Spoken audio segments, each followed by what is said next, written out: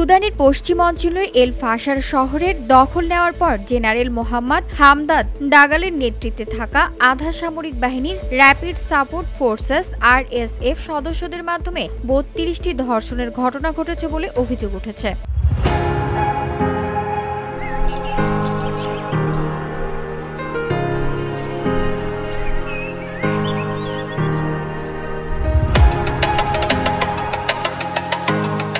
Sudan doctors network রোববার এক বিবৃতিতে জানিয়েছে, কিছু মেয়েকে RSF দখলে থাকা এল ফাশার শহরের ভেতরেই ধর্ষণ করা হয়েছে এবং অন্যদের ওই শহর থেকে তাওইলা শহরে পাঠানোর পথে ধর্ষণ হয়েছে।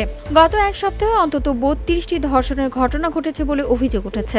এসব ধর্ষণ আন্তর্জাতিক মানবাধিকার আইনের স্পষ্ট লঙ্ঘন, যা যুদ্ধাপরাধ ও মানবতা বিরোধী অপরাধের শামিল বলে নিন্দা জানিয়েছেন সংস্থাটি।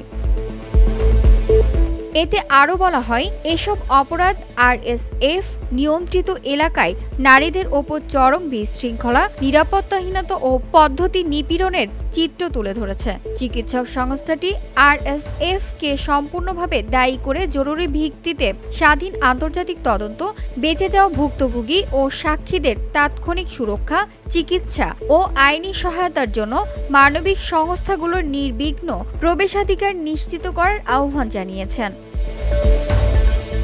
VOD Bangla news desk.